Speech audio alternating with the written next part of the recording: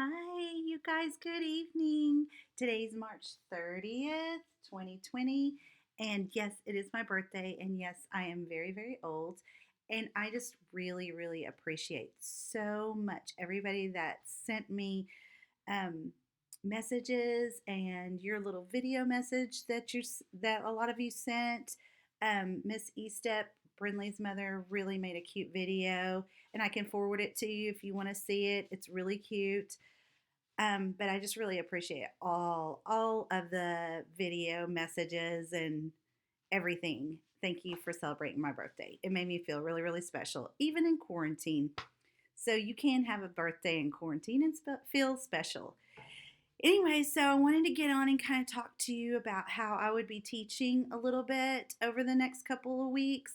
Um, we as a team today, all the second grade teachers kind of sat down. We're going to sit down again tomorrow because it's a lot to process, it's a lot to do. But me and Miss Davis are going to be teaching some math lessons a week, and Miss Sizemore might be teaching some phonics. So I might send a link to YouTube for her YouTube for you to look at the phonics and do phonics with her.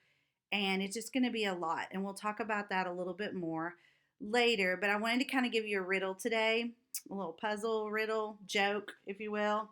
It's kind of more of a riddle than a joke.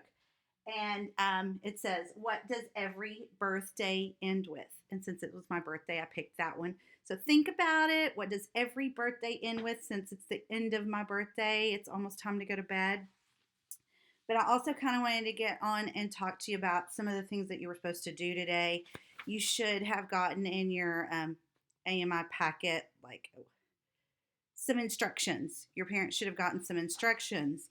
And I will go over those pretty much each day. I'll try to send you a YouTube for what we're going to do that day so you won't be so lost. But a lot of you have seen these before. And remember how this is called Paul's Class Trip. And this week we are studying the AU and the AW. It says awe. And there's a lot of awe words in here. And there's a lot of words in here you might not know. So make sure that when you're getting timed for these, a minute, you're circling the words that you don't know. Because at the end of the week, you might know those words. And you're trying to read further and further as the weeks go or the days go on. So this is your phonics, and I really might send a link for Mrs. Sizemore's phonics until I get mine up and running, or you might just have hers. I don't know. We just haven't figured everything out. We're trying. It's it's hard for everybody. So the next thing is math, and I know you guys are doing really great on this froggy math. It should be really easy for you. You should be blowing through that. And then there's some word problems. I know the first or second day's word problems were really tricky because they were those change unknowns, like the middle part. You didn't know what to put in there, but hopefully these are a little bit better. And you can always send me a picture or, chat me and say, "I don't understand this. I forgot what to do." And I'll try to help you. But you guys know what you're doing in math. You trust yourself and you know how to do what we've been doing. So I would try that first and then ask for help if you don't understand that. And then, so today you had another one of these. And I know they're kind of tough. I can go over this. I can do a math video and go over this with you and have you remember some of the strategies that you used. So I will definitely put that in a link when I do that. For reading, you are supposed to read an Aesop fable. We're kind of talking about folk tales. This kind of goes along with folk tales. The Wolf in Sheep's Clothing. There's 2 pages of this, and then there's just some questions to answer. And be sure that you can answer the questions and that you understand the story. If you don't understand the story, sometimes you have to go back and read it again. So that's something that you might have to do. And then there is this that I'm getting lots of questions about, and it's writing. And you guys, we do these writing prompts a lot, but we do them in stages. We don't do them you shouldn't finish all of it in one day, is what I'm saying. But the writing prompt is everyone has a good friend that they enjoy being with. You can think about a friend at school or a friend that's a sister or brother or cousin, any kind of friend or anybody that you enjoy being with. Write a story about a special fun time you had with a good friend or about a special experience you'd like to have with a good friend. So if you haven't had like a really good experience and you know you want to go to Disney World someday with a friend or something like that, you could absolutely write about something like that. But this page right here, parents can get overwhelming. And I'm just telling my parents, you only have to do like a couple of parts today on Monday. You have to do an entertaining beginning about being with a good friend. And they know what an entertaining beginning is, you guys. You know what an entertaining beginning is.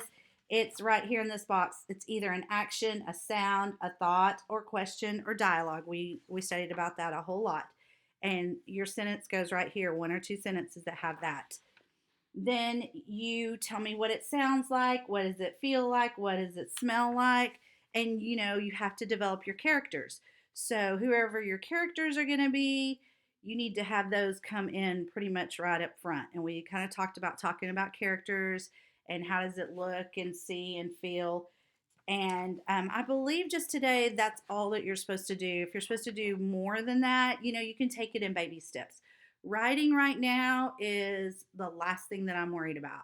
I want you to do what you remember, but please don't get upset about it. We don't get upset about writing. We just write our best and we just do our best right now. And then, hopefully we'll all be in a place where I can help you or your parents can help you if you really ask for help. But you know, just don't get upset about it. It's nothing to get upset about. And we do this just in little parts, and it's on there as well. So, um, for social studies, we forgot to put those Scholastic. They're like newsletters in there. So I went to Scholastic, and if you go to sn2.scholastic.com and you go to log in, it'll have a place for a teacher and a student. And the student is the one that's raising their hand. So you click on I'm a student. And then if you put in, these two are capital letters, TR, T for my first name, Tracy, R for Rutledge, and then the rest of Rutledge. You guys should know how to spell my name by now. Remember, it's got that EDGE that says J. The DGE says J at the end. You put that in. You can go to the Scholastic website, and I think it has on there that you're supposed to do the Harriet Tubman about the slaves escape. I'm not sure. But if it's not on there, I will answer that question for you guys. And you can watch the video. You can have your parents read it to you. You can answer the questions together. Everything that we do in class, you are allowed to do with your parents. And you know that. And, just trust yourself and say, oh, we've done this before. This is how we're supposed to do it. And I guess that's it for right now. I'm wearing my sloth shirt for everybody to see. And I wanted to answer the riddle, what does every birthday end with? And the answer is the letter Y. Birthday ends in the letter Y. See? Very good. I want to know who got that. So you can text me and tell me if you got it.